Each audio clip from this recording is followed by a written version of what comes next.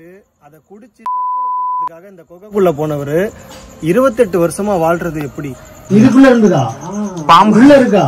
அந்த சுரங்க பாதை இந்த பக்கம் என்ன கடிச்சா நான் செத்தா கூட முடியல. இது மாதிரி உள்ள மாதிரி அடியாருங்க யாரோ பார்க்க வரவங்களை ஏதோ போட்டா, அதனால நீ வேணாம்பா போ அப்படின்ற மாதிரி. ஐயா வணக்கங்க ஐயா. உள்ளதா இருக்கா ஐயா? உட்காந்துருக்கீங்களா அங்கேயா? 3 நாள் சென்று 3 நாள் வரைக்கும் விஷமும் அதுனா பிராந்தி அதெல்லாம் கலந்து குடிக்கிறேன். அப்ப கூட சாகல. இது கோட்டர் எல்லாம் வாங்கிட்டு வந்து கலந்து குடிச்சேன். அப்ப கூட சாவறதுக்காக குடும்பத்துல இருந்து வரும்போது இந்த கோபுரத்துல சாவறதுக்கு இதெல்லாம் வாங்கிட்டு வந்தீங்க. அந்த கோபுரத்தை நீங்க வந்து பார்க்கலாம். அப்புறம் சன்னதி ஓரத்துல ஒரு மனுஷன் 28 வருஷமா ஒரு குகைக்குள்ள வாழ்ந்துகிட்டு இருக்காருன்னா உங்களால நம்ப முடியுங்களா?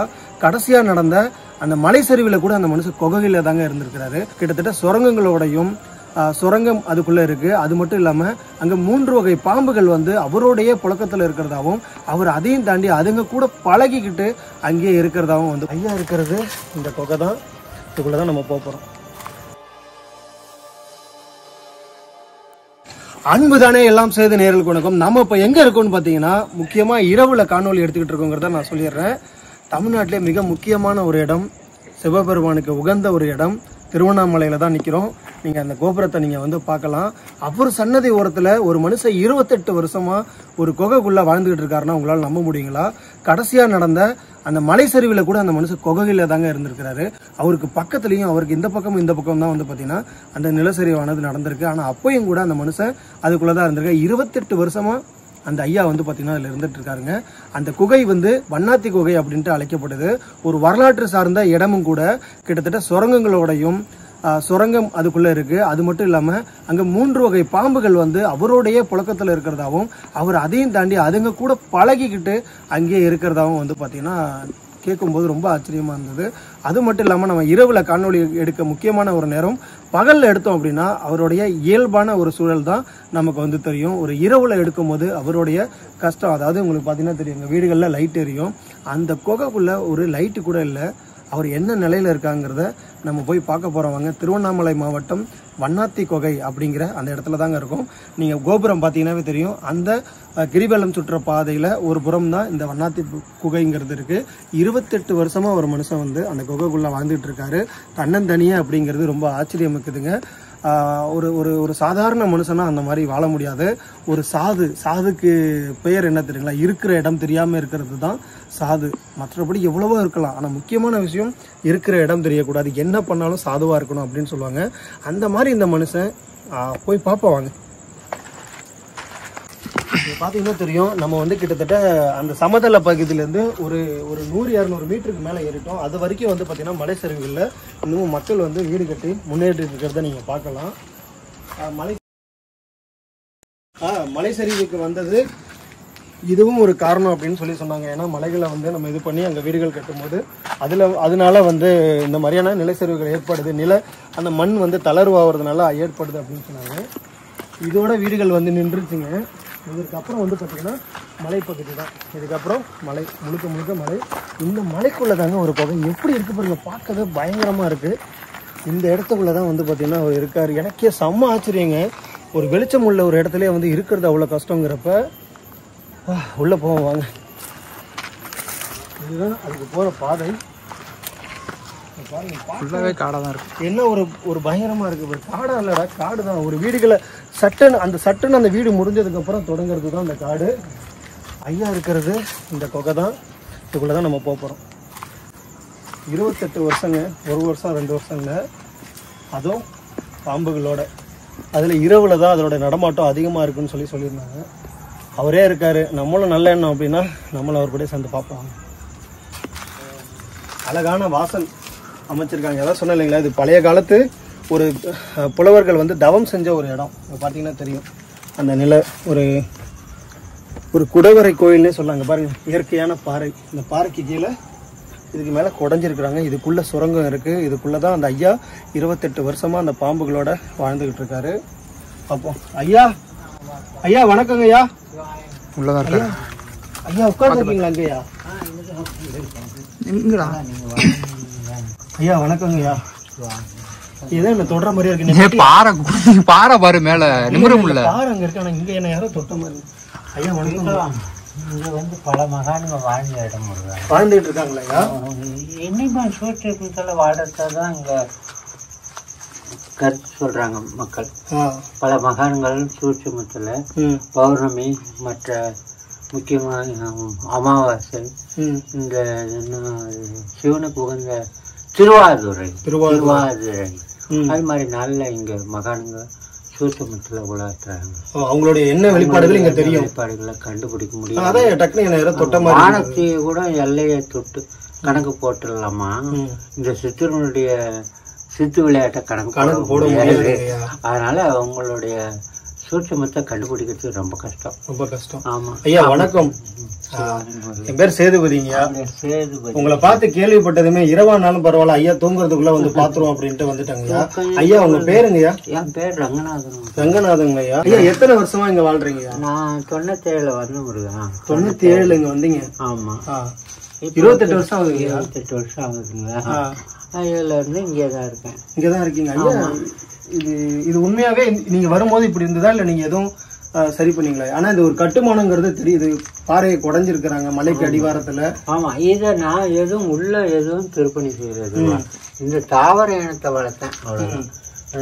தென்னை மரம், சேமரம், நெல்லிக்காய் மரம், செம்பருத்தி, சந்தன மரம், நெல்லிக்காய் மரம் இப்படிதான் வளர்த்துனுச்சு. உள்ள எதுவுமே நான் திருப்பணி எதுவுமே பண்ணல. நீங்க வந்து என்ன ஒண்ணு இதெல்லாம் புழுதிகாடா இருந்துச்சு. இந்த இடம்லாம் அதெல்லாம் செம்மண் ஒரு பிசு பிசுன்னு ஒட்டும் பசை மாதிரி அப்படியே அந்த மண்ணா இருந்தது. டெய்லி வாரத்துக்கு ஒரு 2-3 நாள் ஒரு அண்ணன் கூட சாணி கொண்டு வந்து பெருக்கி அதெல்லாம் மொழுவி செட் பண்ணேன். ஐயா இந்த ஒரு விளக்கு மட்டும் தான் எரியுங்களா ஐயா? இன்னும் ஒரு விளக்கம் இருக்கு, தீபமும் இருக்கு. நீங்க படுக்கிற இடம் அதுதானே ஐயா? இதுதான் அந்த ஒரு கொசு வலை தான் வந்து பாத்தீங்கன்னா ஐயா படுக்கிற இடம். ஆமா இது உள்ளதான். ஐயா உணவுக்கு ஐயா உணவுக்கு ஆரம்ப காலத்துல நானு வீட்டு பட்சிக்கு போயிட்டு மட்டும் வீட்டு பட்டு சாப்பிட்டுட்டு இருந்தேன். அப்புறம் ஒரு 3 வருஷம் சேர்ந்து யோகிராம் சுரத்குமார் சுவாமி ஆசிரமத்துல எனக்கு ஒரு அனுமதி கிடைச்சது. அந்த சாது போஜனன்ற சாப்பாடு மதிய உணவு சாப்பிட்டுக்கிட்டு வந்தேன்.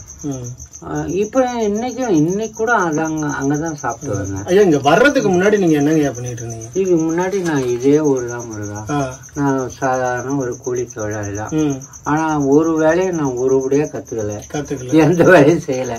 ஒரு சின்ன ஒரு மனசுக்கு கஷ்டமான ஒரு சொல்லோ ஒரு அசம்பாவிதம் நடந்தவா அந்த வேலையை விட்டுருவேன். கூட நான் அடிச்சுட்டு வந்துக்கிறேன். ஒரு சில யாராவது ஒரு சொல் சொல்லிட்டாங்கன்னா இருக்க மாட்டேன். அந்த வேலையை நான் செய்ய மாட்டேன்.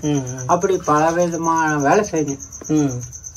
பூ கட்டினேன், சமையல் வேலை செஞ்சேன், பெயிண்ட் அடிச்சேன், ரிக்ஷா ஓட்டினேன், சத்துணவுல இருந்தேன். அப்புறம் என்ன இந்த டெலிபோன் எக்ஸ்சேஞ்ச் மஸ்தூர் வேலைகளை பார்த்துட்டு ஈபில மஸ்தூர். அப்ப இருந்த உங்க மனநிலையும் இப்பயும் உங்க மனநிலை எப்படிங்க இருக்கு? அப்படிலாம் இருந்து குடும்பம் பிரச்சனை ஆன பிற்பாடுதான் இங்க இந்த சூழ்நிலைக்கு வந்தேன். தற்கொலை பண்ணிக்கலான்னு தான் வந்தேன். இது பாய்சனு கோட்டர் எல்லாம் வாங்கிட்டு வந்து கலந்து குடிச்சேன். அப்ப கூட சாவறதுக்கு வந்தீங்க? சாவறதுக்காக தான் வந்தேன். குடும்பத்துல இருந்து வரும்போது இந்த குகைக்குள்ள சாவறதுக்கு இதெல்லாம் வாங்கிட்டு வந்தீங்க? ஆமா 3 நாள் சென்று 3 நாள் வரைக்கும் விஷமும் அதுனா பிராந்தி அதெல்லாம் கலந்து குடிக்கிறேன். அப்ப கூட சாகல. அப்ப பார்த்தேன் சரி என்ன தெரியலையே. சரி இதெல்லாம் வெறும் வவால். இதுக்கு முன்ன பரஞ்சோதி சுவாமிகள்னு ஒருத்தர் இருந்தார் கோயம்புத்தூர்கார். காரமடை ரங்கநாதன் அவருடைய சிஷியம் தான் நான். அவர்தான் எனக்கு வழிகாட்டி. ஐயா இங்க இருக்கிற ஆத்மாக்கள் தான் அவங்களை இங்க வாழ வச்சு. அவர் தற்கொலை எல்லாம் பண்ணி கூடாதுப்பா, நீ வாழு அப்படின்ற மாதிரி ஒரு மானசீகமா ஒரு வார்த்தை சொன்னார். முடிஞ்ச அளவுக்கு வாழு, முடியாத காலத்துல போனா அப்புறம் முடிவா அப்படின்ட்டாரு. இப்போ நான் கிட்டத்தட்ட ஒரு 3 மாசமா அந்த முடிவில் தான் இருக்கேன். என்ன முடிவுங்க? எந்த நேரமும் நான் சூசைட் பண்ணிடுவேன். ஏங்க இப்போ உங்களுக்கு ஏன் இந்த மனநிலை? நீங்க இப்போ ஒரு சாதுவாச்சு. முதுமை, இயலாமை, நடக்க முடியல. இப்ப பாருங்க எங்க வேணாலும் அன்னதானம் நடக்குது. என்னால முடியல. நீங்க போய் வீட்டுங்களை போய் யாசகம் வாங்கி சாப்பிடுற. ஆனா அதுவும் ஒரு சிலர் கேள்வி கேட்கறாங்க, ஏன் இப்படிலாம் உங்களுக்கு தான் அங்கெல்லாம் இருக்குது, ஐயா அங்கே வர அப்படின்னு கேள்வி கேட்குறாங்க. அது ஒன்று. அப்புறம் வந்து இப்படி ஒரு வாழ்க்கை நாளுக்கு வயசுக்கு நடக்க முடியாத சூழ்நிலை. அந்த என்னது ஒரு ஏதோ ஒரு வெறுப்புணர்ச்சி. வேற எந்த ஒரு சொல்லியிருந்தாலும் நான் உங்களை சொல்லியிருக்க மாட்டேங்க. உணவு இல்லாம ஒருபோதும் ஒரு மனுஷன் உயிரை விடக்கூடாதுயா. உங்க பேரனா இருந்து நான் சொல்றேன், இன்னையில இருந்து நான் இருக்கும் வரை நீங்க தினந்தோறும் 3 வேளை உணவு சாப்பிடுவீங்க. அதுக்கு நான் வந்து கேரண்டிங்க. நீங்க பேர் சேதுபதிங்கயா, சரிங்களா? இன்னையில இருந்தே சொல்றேன், இந்த இரவு உணவு சாப்பிட்டீங்களா? ஏதோ ஒரு பெரிய மகாராஜாவுக்கு சமமான ஒரு அந்தஸ்துடைய பேரா கேள்வி. சாதாரண ஒரு பேரு தாங்கய்யா. நான் ஒரு சாதாரண ஒரு மனுஷன் தான். எனக்கு உணவு இல்லைன்னு சொன்னதான் என் மனசுல ஒரு மாதிரி ஆயிடுச்சுங்க. இன்னையில இருந்து இல்லாம இல்ல ஐயா, இன்னையில இருந்து நீங்க உணவுக்காக நீங்க எங்கேயும் போக முடியல. நீங்க உங்களை தேடி உணவு வர வைக்கிற மாதிரி நான் வைக்கிறேங்க, சரிங்களா? நீங்க சிவனடி வந்து 28 வருஷம் ஆகுது. இவ்வளவு வருஷம் உங்களை காப்பாத்திட்டாருன்னு வைங்க, சரிங்களா? இன்னொரு முறை நீங்க வந்து இதுல இந்த முயற்சி எடுக்க கூடாது, சரிங்களா? ஏனோ அந்த எண்ணம். இப்ப சாப்பிட்டீங்களா நீங்க? நான் எப்பயோ சாக வேண்டிய முடிவோட வந்தவன். அப்பெல்லாம் வாழணும்னு ஆசைப்பட்டேன். இப்போ வாழணும்னு ஆசைப்படுறீங்க, ஆனா இயலாமையும் ஏதோ ஒரு சில ஒரு மன வேக்காடுல என் வயசு ஆயிடுச்சு இல்லையா, கிட்டத்தட்ட 72 தாங்க ஆகுது. பாருங்க எப்படி இருக்கீங்க. 53ல பிறந்தேன். 2/4 அந்த 2ஆம் மாசம் 53ஆம் வருஷம் பிறந்தேன். 72 வயசு ஆயிடுச்சு. இனிமே என்ன சாதி போறோம், கொஞ்சம் நடமாட்டமா இருக்கும் போதே போய் சேர்ந்துடலான்னு ஒரு எண்ணம் வருது. அப்படிலாம் நினைக்காதீங்க. எல்லாம் இறைவன் இருக்காரு. இவ்வளவு நாள் உங்களை பாத்துக்கிட்டாரு, இனிமேலும் உங்களை பாத்துப்பாரு. என்ன அதுக்குதான் அனுப்பியிருக்கிறாரு. இனி உங்க 3 வேளைக்கு உணவு அவன் பொறுப்பு, அவனால் நான் பொறுப்பு, சரிங்களா? நான் பேச்சுக்கு சொல்லுங்கய்யா. நாளை காலையில இருந்து நான் இருக்கும் வரை உங்களுக்கு உணவு வருங்கய்யா, சரிங்களா? நன்றிங்க. நீ அப்படி ஒரு வார்த்தை சொல்லாதீங்க, சரிங்களா? இருங்க. உங்க பேரனா நான் இருக்கேன்னு முயற்சி வந்து ஒரு கோழைத்தனம். கண்டிப்பாங்க. அது வந்து ஏன பிறவி மறுபடியும் அந்த பூர்வ ஜென்ம குற்றம். அதுனா அந்த பாவ என்னென்ன கர்மத்தை அனுபவிக்கணுமோ அதெல்லாம் அனுபவிச்சுட்டே இப்பிறவிலே இருந்தாதான் அடுத்த பிறவில நமக்கு இந்த பிரச்சனை இதோட முடியும். இல்லன்னா அது தொடரும்னு நான் கேள்விப்பட்டிருக்கேன். தினந்தோறும் சிவனை மட்டுமே தேடி போயிட்டு இருக்கீங்க. என்னுடைய வேலை அதுவாகவே இருக்கையில இன்னைக்கு என்னமோ உங்களை தேடி வரணும்னு அவ்வளவு வேலைகளையும் நான் விட்டுட்டு வந்தது எனக்கு ஒரு மன இதா போச்சு, சரிங்களா? இதுக்குள்ள எப்படிங்க இருக்கிறீங்க? நீங்க மட்டும் தான் இருக்கீங்களா? நான் மட்டும் தான் வருவேன். தொழில ஒருத்தர் தான் இருக்கும்.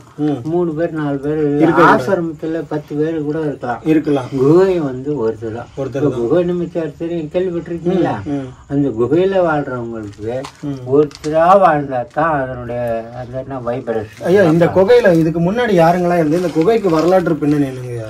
அதான் வரலாற்று பின்னணின்னா அதான் சொன்னேன். வானகத்தி முனிவர் அவர் வான அகத்தி விட்டு பிரம்மாவுக்கு வழிவிட்டதுனால செய்ய இங்க தவம் பண்ணிருக்காரு. அவர் தவம் பண்ணாரு. அவருடைய தவ சக்தியில அந்த அன்னப்பறவையா பறந்த அவர் என்ன பிரம்மா அவருக்கு வழி இந்த வானகத்தெல்லாம் விலகி விட்டதுனால வானகத்தி முனிவர் அப்படின்னு பேரு உபப்பெயர் தான். அது அவர் உண்மையான பெயர் என்னவோ தெரியல. ஆனா அதுக்கு இங்கதான் இருந்து அவர் வாழ்ந்த இடம். அவருடைய தவசக்தியில அவர் தபசுனா எப்படின்னா அப்பெல்லாம் இந்த கோயிலே கட்டலையா, வல்லால மகாராஜா கோயிலே கட்டல. அது வல்லால மகாராஜா ஆட்சி காலத்துல அது திருப்பணி செய்து இது பண்ணுது. சுயம்பா இடைக்காடர் கண்டுபிடிச்ச கோயில் எதுன்னா ஆதி அருணாச்சலம் அடியண்ணாமலை. அவரு கோயிலுக்கு இவர் 12 அடயோகம்னு ஒரு யோகம். அது வந்து மக்கள் மனசுல கண்ணு தென்படக்கூடாது. அந்த யோகம் பண்ணும்போது இந்த சுரங்கப்பாதை வழியா போயிட்டு டெய்லி சுரங்கப்பாதை இருக்கா உள்ள இருந்து அங்க ஒண்ணு இருக்கு பாரு கொகை மாதிரி. உள்ள போகுது. நீங்க பாக்கலையா? வாங்க பாக்கலையா? பாக்கலாங்களா? வாங்க பாத்து வாங்க. ஆச்சரியமா இருக்கு. சேது உனக்கு எப்படி வேர்த்திருக்கு? அந்த ஊர் ஏன் இருக்கு வேர்த்திருக்கு? ஐயாவை பாரு. இல்ல பாருங்க, ஒரு துளி கூட அவருக்கு வேர்க்கலங்க. அப்படியா? என்ன பண்ண நினைச்சேன். அதுதான் எனக்கு இந்த காத்து அடிபட்டுருக்கு. மெல்ல மெல்ல வாங்கய்யா. பரவாயில்ல, அதனால ஒண்ணு இறைவன் இல்லாத இடம் அது. சரி பாத்து போ. ஐயா மொதல்ல வழி. ஆனா அந்த பாதி மூடிட்டாங்க. அவர்தான் எப்போ அவரு கோயில அவர் வீட்டை 2 தடவை இடிச்சு போட்டார். யாரோட வீட்டுங்கய்யா? அவரு பாம்பு கோயில வீட்டை. இதுக்குள்ள இருந்துதா? பாம்பு உள்ள இருக்கா? உள்ள அது இப்போ இல்ல. அவரு எங்க போயிட்டாரு? வெளியில எப்பயோ ஒரு நாள் வராது போறாரு. இங்கயா உள்ள வருவாரா? வருவாரு. நான் வந்து குகைக்குள்ள இருக்காருன்னு நினைச்சேன். குகைக்குள்ள ஒரு சுரங்கத்துக்குள்ள இருக்காரு. மேல இருந்து வந்துட போறாரு. உள்ள வரலாமா? வாங்க. ஐயா இறைவன் அடியில வந்திருக்கீங்கய்யா, பயம் இல்லைங்கய்யா. நாங்களே ஏறி இறங்கி போவாரு. உங்க வேலையாங்கய்யா? இந்த இடத்துல ரூம் அவருக்கு புத்து இருந்துச்சு. ஓ இங்கதான் இந்த இடத்துல ஒண்ணு, அந்த மூலையில ஒண்ணு இருந்தது. என்னங்க இப்ப நீங்க இடிச்சிட்டீங்களா? இடிச்சு எடுத்து போயிட்டேன். அது இருக்கிறதுனால எனக்கு இருந்தா என்ன கடிச்சா நான் செத்தா கூட முடியல. இது மாதிரி உங்களை மாதிரி அடியாருங்க யாரோ பார்க்க வரவங்களை ஏதோ போட்டா, அதனால நீ வேணாம்பா போ அப்படின்ற மாதிரி கல்லாத கறியா அப்படியே தெளிச்சு போட்டது. இப்போ ஐயா பாத்துங்க, அந்த சுரங்க பாதை இந்த பக்கம் இருந்தது. அதான் விளக்கு வைக்கிற இடம்லாம் இருக்கு. அந்த பாதையை மூடிட்டாங்க. எங்க போட்டோ இருக்கு. அந்த சுரங்க பாதையை மூடுறதுக்கு செருப்பு விழா சாதிக்கு இங்கதான். எங்கய்யா? இது உள்ளார.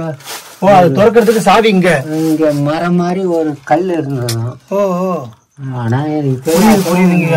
அதாவது அந்த கால படத்துல நம்ம பாத்துருப்போம் பாத்தீங்களா, அந்த சுரங்கத்தை திறக்கிறதுக்கு ஒரு சாவி இருக்கும். அதாவது சுரங்கம் வேற இடத்துல இருக்கும், சாவி வேற இடத்துல இருக்கும். அதான் மரத்திலே ஒரு திருவ மாதிரி புட்டிங்க திறக்கிற மாதிரி. புரியுது. இந்த இடத்துல இது வழி அதை முறுக்கணும்னா அது திறந்தோம்னா அந்த வழி சுரங்கம் திறக்கும். அவரு போயிட்டு தரிசனம் பண்ணிட்டு அவர் ஒருவருக்காக உள்ளது. அதுக்கப்புறம்தான் அருணாச்சலேஸ்வரர்.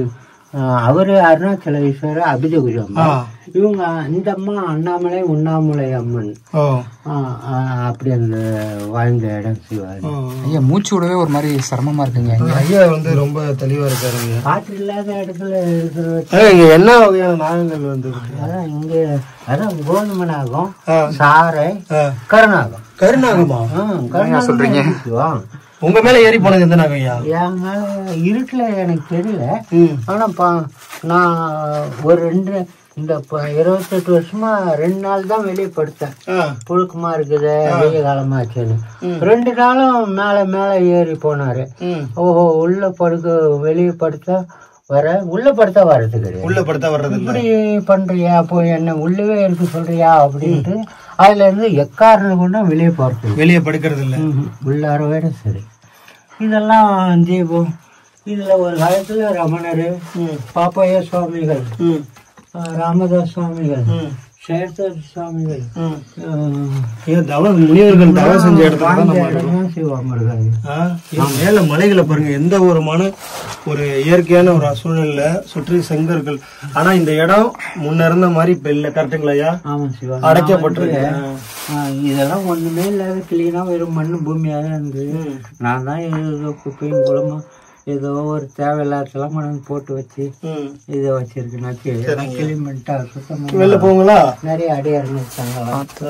ஆனா குகையில இது என்னங்க ஒரு தீ கரியாயா? இது என்னது?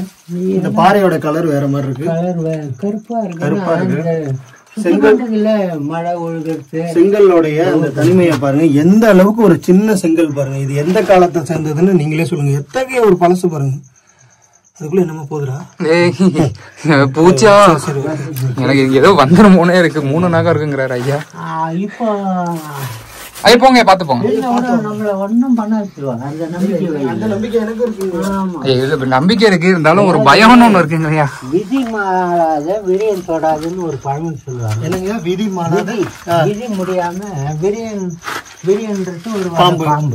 அது நம்மளை தொடாது. விதி முடிஞ்ச அளவுலயே பஸ் மோத வந்தா கூட அந்த நேரம் நம்ம மிஸ் ஆயிடும். இதுதான் விதி முடியணும். அப்படிதான் விதி முடிஞ்சிச்சுன்னா அது நீ என்னன்னா போட்டு இருந்தாலும் அது மிஸ் ஆகாது.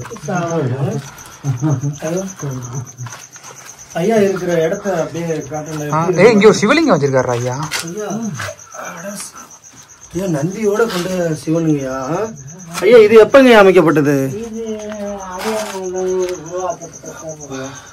ஆரம்பத்துல ஒண்ணும் கிடையாது. ஐயா அங்க இருக்குல்ல என்ன?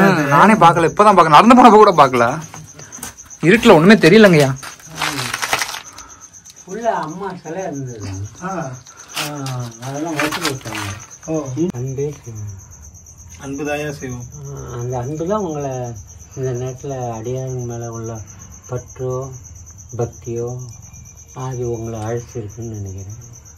இந்த அன்பு பற்று பக்தி உள்ளவங்களுக்கு தரணும். உங்களுடைய வேதனை அவருக்கு தெரிஞ்சு அவர் அடியனுக்கு அடியன். ஐயா எனக்கு வேதனை இல்லை, சந்தோஷமா தான் நான் மரணத்தை எதிர்பார்க்குறேன். காரணம் என்னன்னா இதுக்கு மேலே சாதிக்க போகிறது ஒன்றும் இல்லை.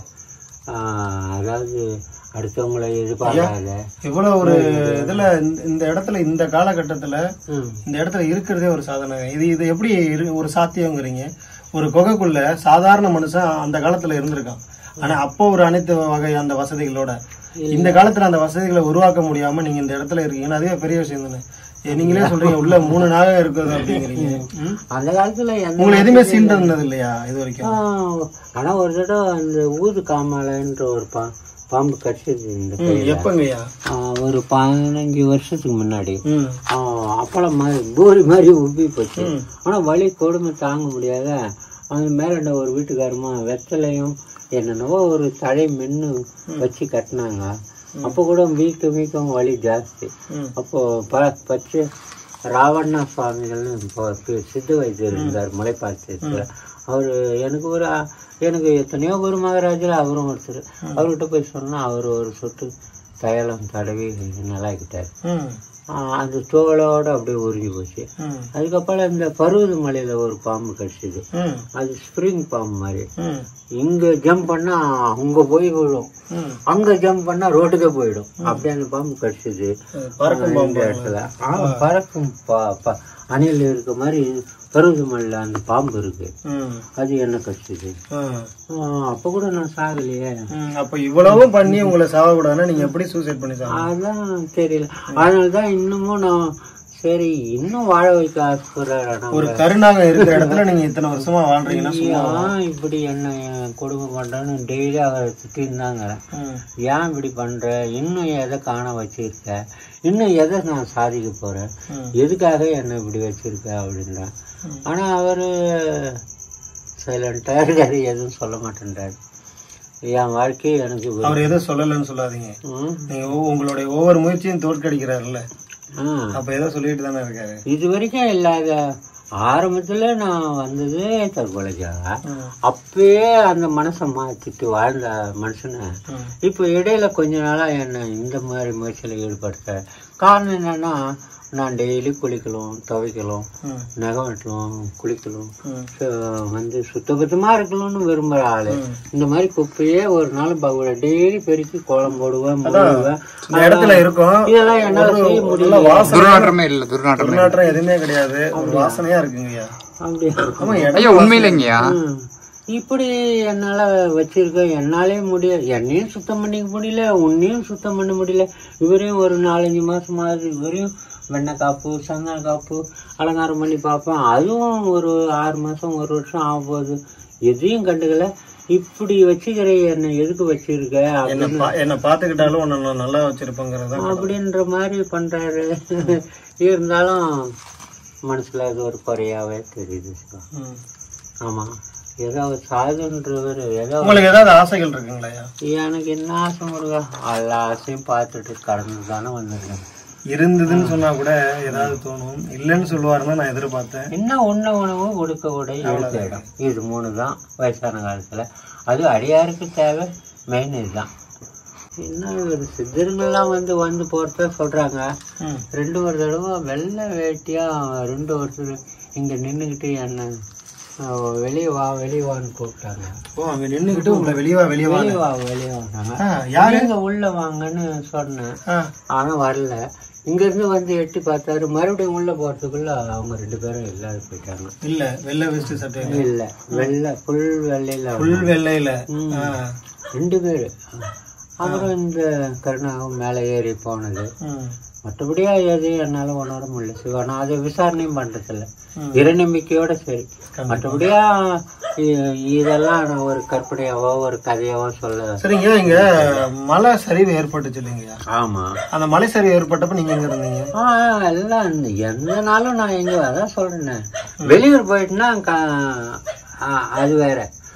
இந்த ஊர்ல இருந்தா எங்க சுத்தினாலும் பாதுகாவானாலும் இங்கதான் வந்து படுப்பேன். மலை சார் பண்ணிக்கிட்டு இங்கதான் இருக்கேன். அந்த வழியா வெள்ளம் வந்து உள்ள தபதம் பாதுகாவல இதுல வருதா தண்ணி? இந்த வழியா தான் வந்ததா. சாதாரண மழைக்கே ஒரு இடத்துல உள்ள இப்ப நம்ம பார்த்த இடத்துல அந்த மாடெல்லாம் விழுவோம். இந்த வெள்ளம் இந்த இப்ப வந்து என்னவோ புயல் சொன்னாங்க, பென்சில் புயல். அது இருக்கும்போது இந்த ஓடையே அது வருங்க. இந்த வழியா இந்த இருக்கு பாருங்க, இந்த வழியா வந்தது, இது வழியா வந்தது. இதுக்குள்ள இருந்து தண்ணி வந்ததா? மேல இருந்து வந்தது, இந்த வழியா வந்து ஊத்து எடுத்து வந்துருச்சு. இது வழியா வந்து குட்டியா நின்று போச்சு. அப்புறம் அந்த இடத்துல ஓட்டை போட்டு தண்ணி வெளியேற்றல. என்ன போன் வச்சுக்கிறீங்க? அந்த வழியா ஓட்டை பண்ணி தண்ணி போனது. அப்புறம் ஒரு 2 மணி நேரத்துல அதான் ஒரு 2 நாள் தொடர்ந்து மழை இல்லையா, 2 நாளும் குட்டியா நின்று இருந்தது. ஒரு 4 நாள் சென்று எல்லாம் காஞ்சி போயிடும், தண்ணி ஈரம் போயிடுச்சு. இந்த இடம் ஒரு காலத்துல நீங்க சொன்ன மாதிரி ஒரு தவ நாணைகள் இருந்த இடம். இன்னைக்கு நீங்க இருக்கிறீங்க, அதுவே மிகப்பெரிய ஒரு ஆச்சரியம் இல்லையா? அவங்களோட ஆத்மாக்கள் உங்களை பார்த்துக்கிட்டு தானே இருக்கும். அவங்களோட ஆத்மாக்கள் அனுமதி இல்லாம நீங்க இத்தனை வருஷம் இங்க இருக்க முடியாதுல்ல. அவங்களோட குரு ஆசீர்வாதம் இல்லாத எதுவுமே நம்ம கையில என்ன இருக்கு சிவா? அவங்களுடைய ஆசீர்வாதத்தோட பல மகானுங்க வாழ்ந்த இடம். எனக்கு கடவுளை விட சித்தர்களை நான் நம்புறேன். மகான் கடவுளை விட மிஞ்சினவங்க சித்தர்கள்னு கேள்விப்பட்டிருக்கேன்.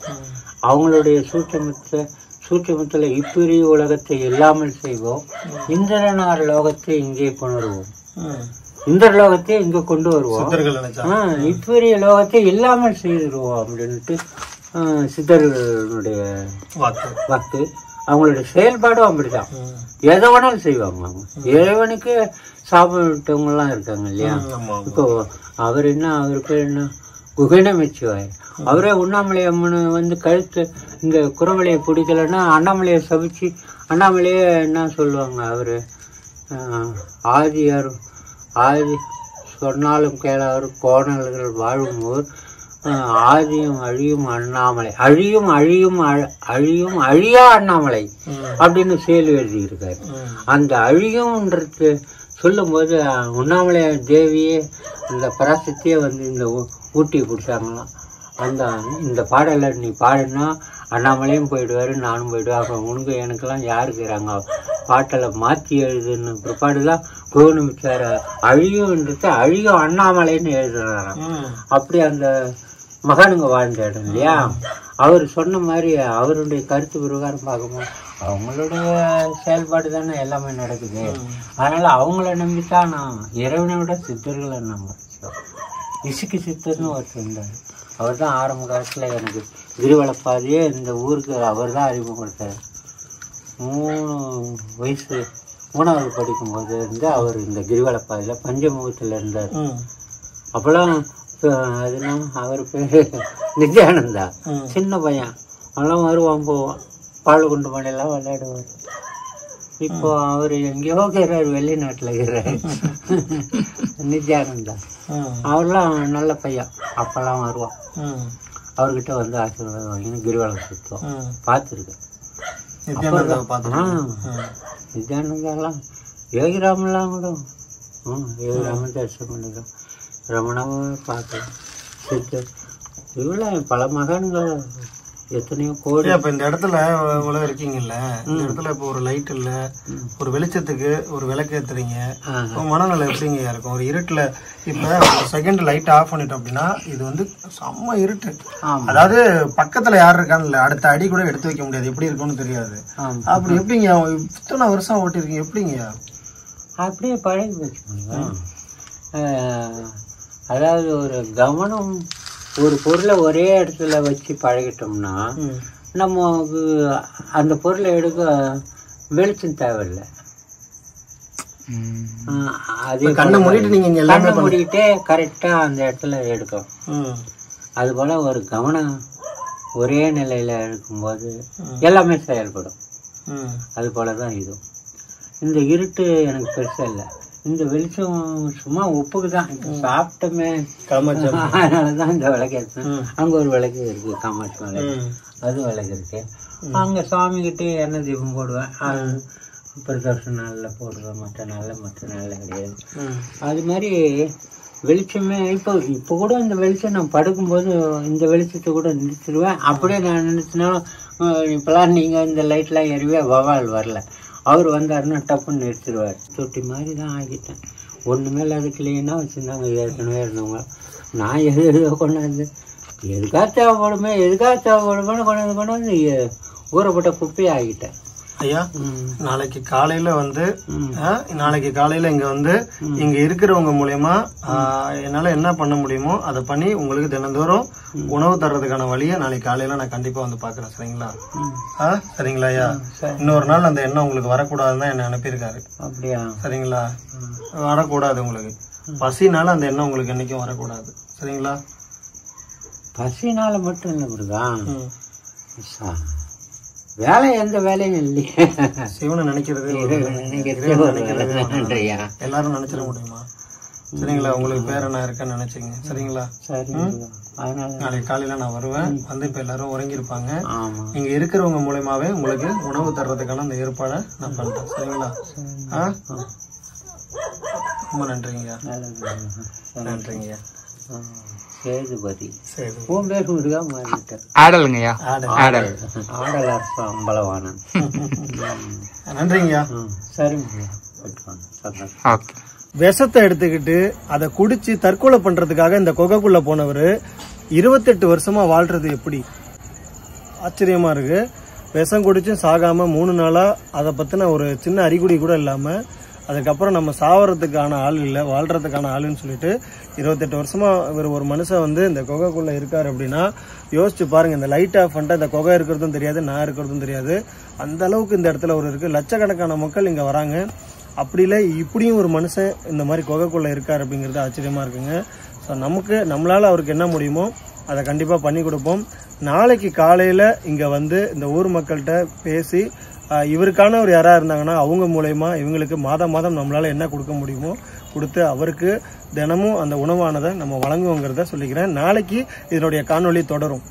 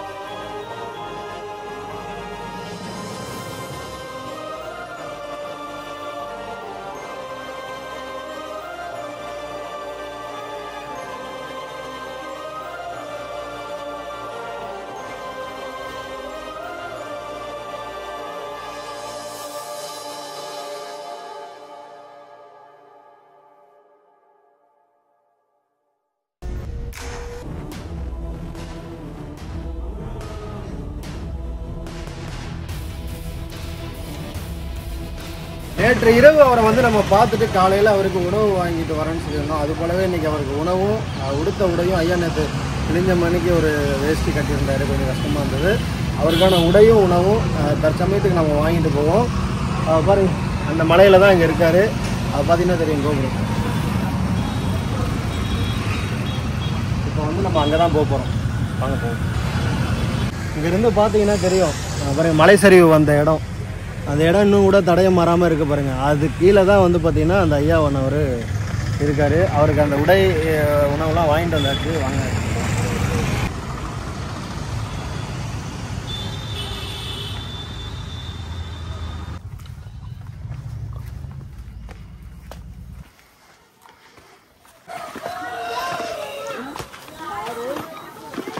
இப்போ அவர் எவ்வளோ நாளாக இங்கே இருக்காரு? எனக்கு வந்து வயசு வந்து 30 வயசு ஆகுது.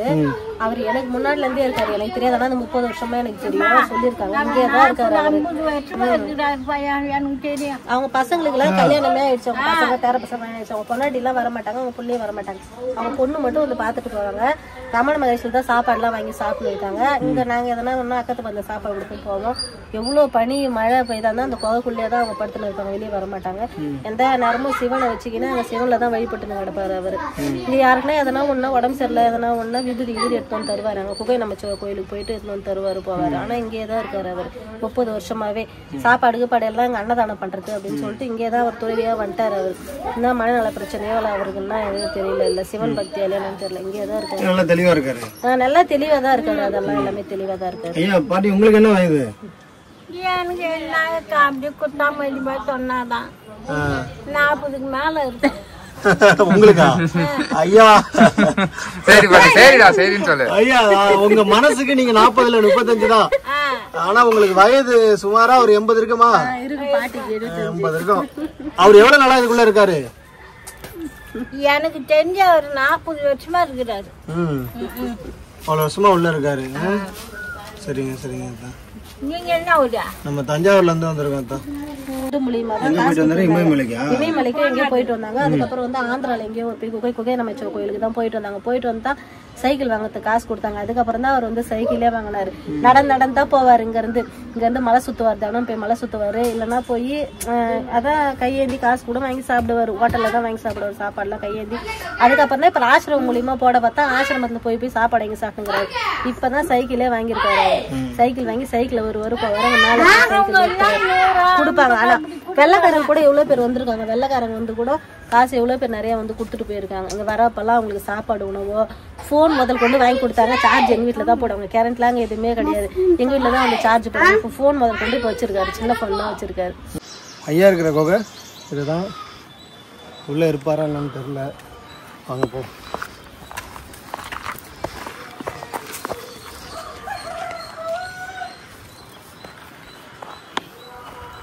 அழகா வெளியில எவ்வளவு அழகா செடியெல்லாம் வச்சிருக்காரு பாருங்க. கொடி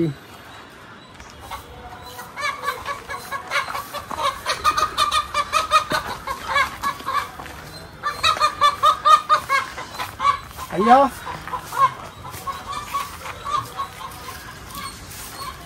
ஐயா வணக்கம். ஐயா சேதுபதிங்கய்யா.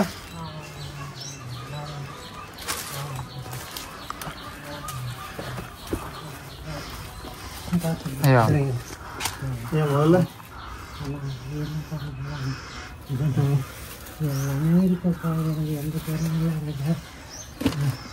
இருக்கட்டும் ஐயா. உணவு ஐயா.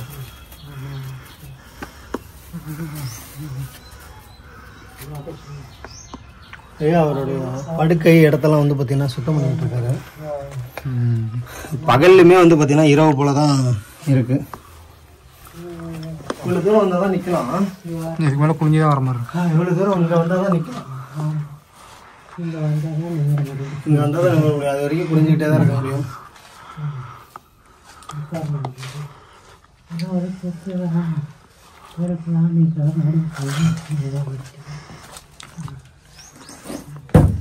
இருக்கட்டும்யா. இருக்கட்டும்.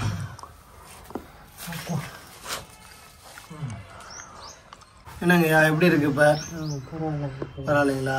முதல்ல சாப்பிடுங்க சரிங்களா? போய் டீ சாப்பிட்டு வந்தேன். வந்து சரி நீங்க வருவீங்களேன்னு உடனே திரும்பிட்டேன். சரிங்க சரிங்க. சொன்ன நேரத்துக்கு வந்துட்டோமா? சாப்பிட மாட்டேங்க, மதியமாக தான் சாப்பிடுவேன். சரிங்க. அதை விட்டா நைட்டு. இப்போ உங்களுக்கு இங்கே உணவு ரெகுலராக தரவங்க இருப்பாங்கல்லங்கய்யா? நான் இங்கே எந்த வீட்டில் வேணாலும் கேட்டால் கொடுப்பாங்க சிவா.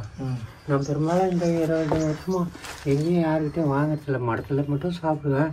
இப்போ ஒரு 4-5 மாதமா அப்படி தெருவுங்களே வாங்கி சாப்பிட கொடுக்குறாங்க. அவங்களும் இல்லை நம்ம வந்து இது இனிமேல் நான் சொன்னேன் இல்லைங்களா நேற்று, உங்களுக்கு தினமும் அந்த உங்களுக்கான உணவுக்கான பொறுப்பு நம்மளே செய்யறோம் சரிங்களா? சாதுவாக ஏதோ மடி நிறைய பணம் இருந்தாலும் ஒரு வேளை வேணும் பிச்சை, அன்ன பிச்சை வாங்கணும். அது பிச்சை வாங்கி தான் சாப்பிடணும்னு ஒரு விதிமுறை இருக்குது சாதுல இல்லை. அந்த முறையை நான் ஆரம்ப காலத்துலேருந்து அப்படி தான். யோகிராம் மடம் எனக்கு அங்கே கிடைக்காதும் போது கூட நான் ஆரம்பத்துலேருந்து அன்ன பிச்சை வீட்டுங்களில் போய் பிச்சை வாங்கி சாப்பிட்டு அந்த தோஷத்தை கழிக்கலாம். அதாவது மற்றவங்களுடைய கர்மாவை நம்ம ஜீர்ணிக்கணும், அந்த தர்மத்தினுடைய கர்மாவை நம்ம ஏற்றுக்கணும். அவங்க பாவிங்களை ரட்சிக்கிற மாதிரி இயேசுரான்னு சொன்ன மாதிரி அந்த பாவிங்களை ரட்சிக்கத்தான் சாதுனுடைய முதலாய கடமை. அதனால் பாவிங்கிட்டே வாங்கி நம்ம போஜனம் பண்ணலாம், அவங்க உதவியை நாடலாம். அவங்க இல்லைனாலும் மறுக்காமல் போய் கேட்டு வாங்கலாம், கொடுக்கலனாலும் பரவாயில்ல, கேட்க வேண்டியது நம்ம கடமை, கேட்டு வாங்கி இருக்கணும். அந்த முறையில் எனக்கு எதுவும் குறையில்லை. அதனால் எனக்கு என்ன பண்ணுவேன், நான் அப்படி மிஞ்சி போனால் கீழே இறங்கினா அந்த கடைங்களில் என் கையில் காசு இருக்கும்போது நாங்கள் ஹோட்டலில் கீழே கடை இருக்குல்ல, 2 பக்கத்துலையும் கடை கீழே நைட்டில் தான் எனக்கு பிரச்சனை. பகலில் ஒன்றும் இது இல்லை, நைட்டில் தான் எந்த மடத்துலையும் நைட்டில் ஆகாரம் இல்லை. அப்படியே இருந்தாலும் பொழுதோட போகலாம், 5 மணிக்கு ஒரு மடம் போகலாம், சிவத்தி தாண்ட போகலாம். உங்கள்கிட்ட ஃபோன் இதெல்லாம் எதுவும் இல்லைங்க? இருந்து சிவா இப்போ ஒரு 5-6 மாசமா அது மேலேயும் ஒரு சலிப்பாயிடுச்சு. அதெல்லாம் வேண்டாம் அப்படின்ட்டு அது ரீசார்ஜ் பண்ணல, பேட்ரி மாற்றாத ஒரு 5 மாதம் ஆச்சு. பேட்ரி வீக் ஆச்சு, அப்படியே போட்டேன். அது பேட்ரி மாற்றலாம் 300 ரூபா ஆகும், மாதம் 200 ரூபா. அதுக்கு அதை மாற்றிடுறீங்களா?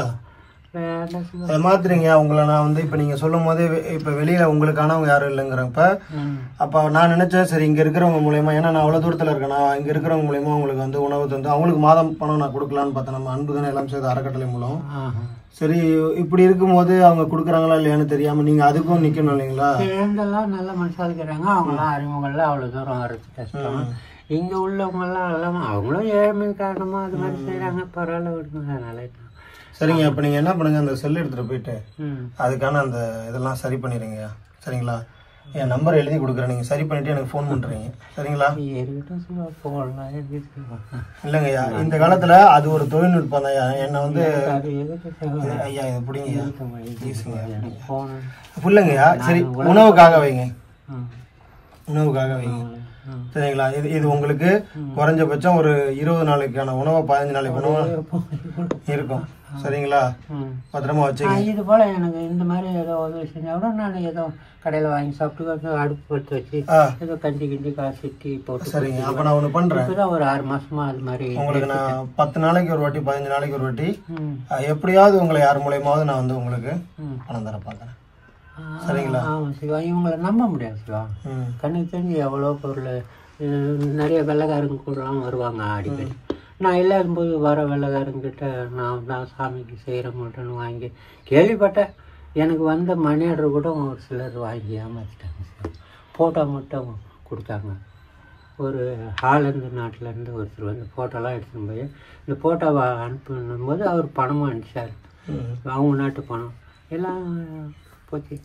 அதனால இவங்க சரிங்க, உங்க கைக்கு நான் நேரடியா கிடைக்கிற மாதிரி நான் பண்றேன் சரிங்களா? அதுக்கப்புறம் முருகா யாரும் இந்த காலத்துல நம்புறதுக்கு நம்பிக்கை அதெல்லாம் வேஸ்டா. இறைவனை மட்டுமே இறைவனை மட்டும் அவர் உங்களை உண்மையான அன்பு இருக்குது. உங்களுக்கு நம்பிக்கையான ஒரு பக்கம் இழுத்து சொல்லுவாங்க. அவங்க பக்கம் நான் நாடலை, யாரையும் எந்த உதவியும் எதிர்பார்க்காத நான் தன்னிச்சையாவே வாழ்ந்துட்டேன். இறைவனை மட்டும் நம்பிடுறேன். அவரும் என்னை கைவிடலை. எந்தெந்த வகையிலையோ சம்மந்தம் இல்லாதவங்களாம் உதவி செஞ்சு என்னை இந்த 28 வருஷமா எனக்கு காப்பாற்றின்னு தான் வர்றாரு. அது உங்களை மாதிரி இப்போ திடீர்னு வந்தீங்க எல்லாம் செய்கிறீங்க, இது வாங்கி வந்துக்கிறீங்க. இதெல்லாம் எனக்கு துணிமணியெல்லாம் நிறைய இருக்குது, இதெல்லாம் கொண்டு வந்துக்கிறீங்க. அதனால எனக்கு உங்களுடைய பேரன் கொடுக்குறதா நினைச்சீங்க? என் பேரன் ரங்கநாதன். பேரன் பேர பிள்ளையா பேர பிள்ளையா சொல்றாரு. சந்தோஷம். அதனால் எனக்கு நீங்கள் எந்த உதவியும் எனக்கு போகிறோம். நான் உங்களுக்கு இதை வந்து நான் இருக்கும் வரை உங்களுக்கு நான் இதை பண்ணுறேன். சரிங்களா? சரி. மாதம் இல்லை 15 நாளைக்கு ஒரு வாட்டி உங்களுக்கு எப்படியாவது நான் தொடர்பு கொள்கிறேன். அப்படியா? சரிங்களா? நான் உங்கள்கிட்ட பணம் வந்ததுக்கப்புறம் உங்கள்கிட்ட நான் பேசிட்டு தான் நான் போவேன். சரிங்களா? கொடுக்கும்போது உங்கள்கிட்ட நான் பேசுகிறேன். சரிங்களா? எப்படியாவது உங்கள்கிட்ட நான் 15 நாளைக்கு ஒரு வாட்டி உங்களுக்கு பணம் வரும் வேலை நான் பண்ணுறேன். சரிங்களா? சரி. என் நம்பர் எழுதி கொடுத்துட்டு போகிறேன். எனக்கு கால் பண்ணுறீங்களா? உங்கள் பேரனா நினச்சி உங்கள் பிள்ளையா நினச்சி எனக்கு கால் பண்ணுங்க. நம்பர் இருக்காடா? இந்த ஒரு நிமிஷம். எங்கே எழுதுறது?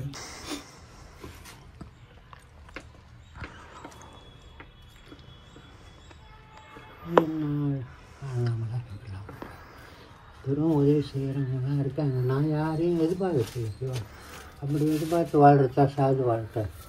அப்படி எதிர்பார்த்து வாழ நினைக்காதீங்கய்யா. எனக்கு வெகு தூரம் இருக்கிறதுனால உங்கள்கிட்ட நான் எவ்வளவோ சொல்கிறேன். நான் பக்கத்தில் இருந்தேன் அப்படின்னா உங்களுக்கானதை என்னமோ என்னால் பண்ண முடியும். நான் வெளியில் இருக்கேன்னு நினைக்காதீங்க.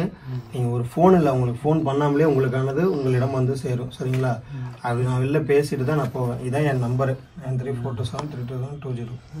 மறக்காமல் தயவு செஞ்சு இதை வச்சுக்கோங்க. எந்த நேரத்துலையும் எனக்கு வந்து அலைங்க அடித்து இந்த மாதிரி ஐயா பேசுகிறேன் திருவண்ணாமலையிலேருந்துன்னு சொல்லுங்கள். சரிங்களா? 91 42 73 27 20.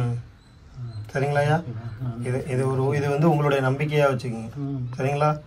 நீங்கள் ஒருபோதும் உங்களுடைய எண்ணம் போல் நாங்கள் இருப்பேன். சரிங்களா? எனக்கு எப்போ வேணாலும் அலைங்க. சரிங்களாயா? ஒருபோதும் மனசை தளரக்கூடாது. என்ன நீங்கள் உங்களுடைய வாழ்க்கையை இறைவனிடம் சாதுவாகவே நீங்கள் வந்து பயணத்தை தொடருங்க. இந்த ஒரு அடியனால ஏதாவது செய்ய முடியுதா? நான் வந்து செய்யறேன். சரிங்களா? இதெல்லாம் அவன் அருள், நான் எதுவும் செய்யலை. சரிங்களா? எல்லாமே அவர் அருள் தான். சரிங்களா? சரி, பார்த்து பத்திரமா இருங்க. மறக்காமல் நீங்கள் எனக்கு ஃபோன் பண்ணணும். ஒரு 3 நாளைக்கு ஒரு வாட்டியாவது எனக்கு ஒரு ஃபோன் பண்ணிடணும். சரிங்களா? புரியுதுங்களா? நான் இப்போ எங்கள் கீழே போய் யார்ட்டையா பேசி அவங்கள்ட்ட நான் நம்பர் வாங்கிட்டு போகிறேன். அவங்கள்ட்ட பேசுகிற மாதிரி. சரிங்களா? வரட்டுங்களா? அன்பு தான் எல்லாமே. சரிங்களா? வரங்கய்யா. வரங்கய்யா. அரி மாதிரியே பாரு, அரின்னு ஒருத்தன் அவனை மாதிரியே தான் இருக்கேன். ஆடல் கரெக்டாக சொல்கிறீங்களா? என் பேர் ஆடல் அரசன் அம்பலவாணன். நடராஜருக்கு ஒரு செயல் இருக்குது. அதில் அந்த ஆடல் என்ற வார்த்தை எனக்கு மனசில் பதிஞ்சு போச்சு. நைட்டு சொன்னேன். ஆடல் அரசன் அம்பலவாணன் அவர். ஐயா, இருக்கிற இடம் பாருங்க, பயங்கரமாக இருக்குது. அவங்களுக்கான சாதுக்கான ஒரு இடம் போலவே இருக்கு. ஆமாம் சிவா, நான் வந்து இப்போ இந்த கச்சமட்டன் இதெல்லாம் எடுத்துட்டேன்னு வச்சுக்கோங்க, ரொம்ப இன்னும் க்ளீனாக இருக்கும்.